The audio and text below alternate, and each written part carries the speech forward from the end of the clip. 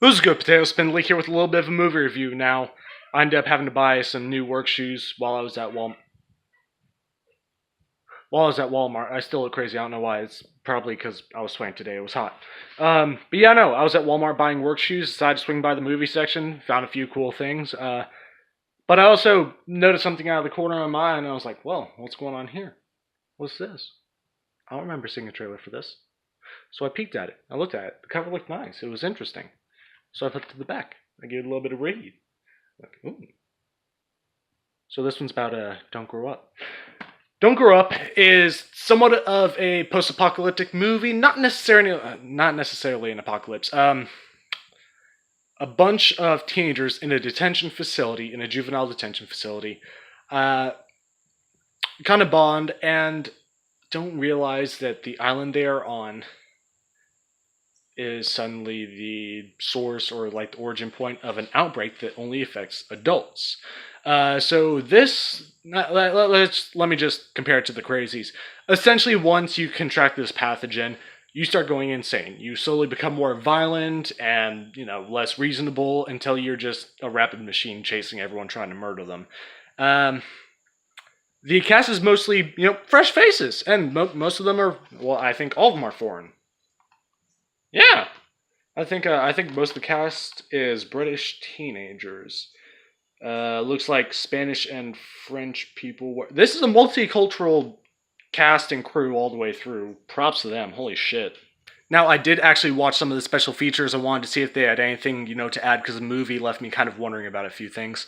Didn't really have too much. It was mostly just the kids having fun talking about the movie. And, I'm all for that. That's cool. It's nice to go and see that and see them getting along and hear about how difficult it was because, there were 3 languages being used on set. Now, where do I begin? Okay, so virus attacks adults. 6 juvenile delinquents, all are teenagers, either the age of 18 or nearing the age of 18, suddenly discover what's been happening around them. And they had spent the first couple of days just hanging out in the detention ward, smoking, drinking, everything else. Things that a teenager would do. Blasting music, destroying property, going crazy with it, all that good stuff that everyone dreamt of doing when they were young. At least I know I did. Upon the realization of what's happening, it becomes sort of a forced survival situation.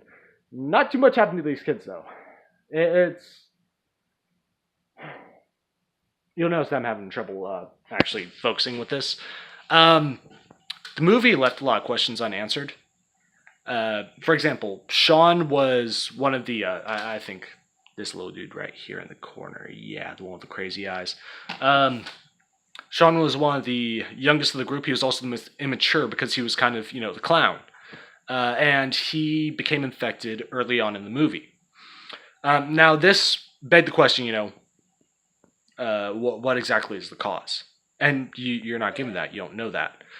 In fact, the parallels between the only 2 infected people that, come from the main cast that you see in the movie is that they kill someone. Granted, everyone matures at their own rate, and that's one thing that I liked about this film. It wasn't based on age. It was on maturity, what actually makes an adult. Granted, I know people that are 22, 23 that act like they're fucking 14. And that's kind of the aspect of this. It's that fear of growing up. It's actually realizing what makes a person, in essence, fully developed. What makes them more mature? What defines a worthy adult, as opposed to just an irresponsible child? Now, the acting was pretty good. The cinematography was very fun. There were a few bits that I didn't really, see the need for. A little transitional bits, nothing too serious. But all in all, as far as the story goes, I found it to be pretty solid. It did move pretty fast paced after the initial 20 minutes. And that was just, somewhat. It's an apocalyptic movie. You're talking about killing off characters. In this case, pretty much every character is a kid. When I say kid, I mean these guys are teenagers, but there's also proper children. I watched a 5 or 6-year-old girl get her neck snapped. That was pretty fun. Initially, whenever I finished this movie, before I watched the special features, my only thoughts were, I'm gonna give this a fucking terrible rating. I wasn't pulled heavily into the story. I couldn't really actually get attached to any of the characters. Um, there were just too many points open. Then I watched the special features. They didn't give me any useful information aside from, hey, we really had fun doing this. And yeah, honestly, I guess that's what really matters. They put in the time, they put in the effort, they put in the work, and they made a reasonable film. I would definitely watch it again. I do recommend this to other people.